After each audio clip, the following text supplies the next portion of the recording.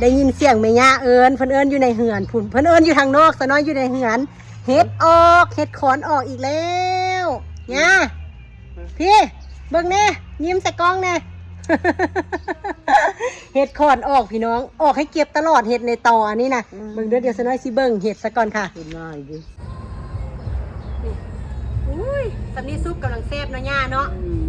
เมื่อวานนี้สะน้อยมาส่องเบิ่งดอกจุ่มๆแดงๆนึกว่ามันคือออกเนี่ยนี่เห็ดนะเมื่อวานนี้เขาเบิ่งอยู่เนี่ยบัดอันเขาเราว่ามันคือแดงๆคือสิเป็นตะแคงนี่บัดตื่นมาแล้วเพิ่นบานงามอยู่เด้อเนาะย่าเนาะมึงดูโอ้ยในตอนี้ออกให้กินตลอดเพราะว่าตอนี้มันตอติดดินเนาะ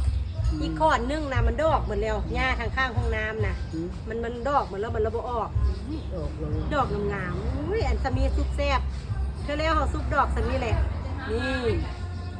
ซุป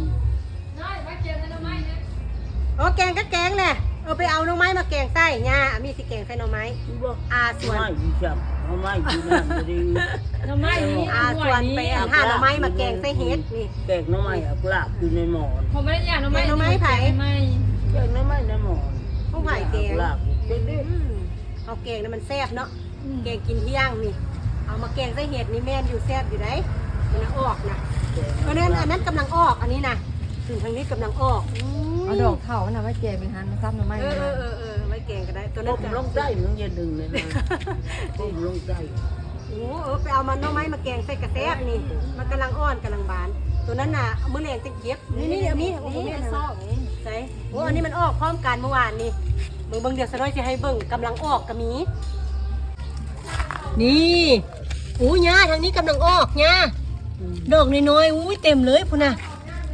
นี่ทางนี้ก็มีนี่ย่าอยู่นี่ก็ออกนี่บ่ต้องมนป่าเอานะจึกนี้เอานะบ่ต้องมนป่าเก็บกินอยู่เฮือนเลยบ่แม่นเห็ดดินเนาะย่าเนาะ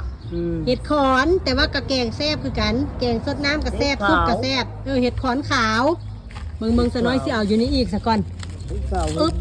เห็ดข้าวเห็ดมดแม่นนี่นี่ย่าอยู่นี่ก็มีย่านี่ทางนี้ก็ออกออกออมขอนต่อนี้เป็นต่อต้นม่วงมันได้กินตลอดเพราะว่าต่อเพิ่นติดดินนี่เนาะย่าเนาะต่อติดดินแบบนี้นี่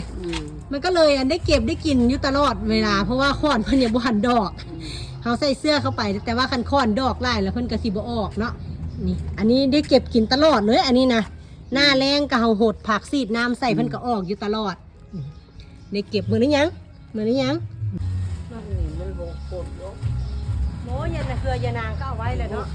เครือยานางก็เอาไว้เลยมันระบอกมันโหดโคตรนี่ได้แล้วพอได้แกงนึงส่วนแถวหน่อไม้มาแกงใส่เดี๋ยวเขาสิออกไปหาหน่อไม้เขาเอามื้อละย่าทางนั้นนะยังแต่อันนี้แหละยังแต่อันนี้เดี๋ยวมื้อแรงจังเบิ่งมันอันนี้นะยังบ่อ่อนอันนี้เขาสิเก็บไปตัดตีนไว้ซะก่อนเนาะย่าเนาะตัดตีนไว้เพราะว่าคันเขาบ่ตัดตีนไว้นี่มันสิเท่าไปเรื่อยเดี๋ยวเขาสิไปหาหน่อไม้มาแกงใส่ป่ะเดี๋ยวออกมานาไปหาหน่อไม้กันจ้าแล้วมากินแกงหน่อไม้ใส่เห็ดกันเด้อฮะ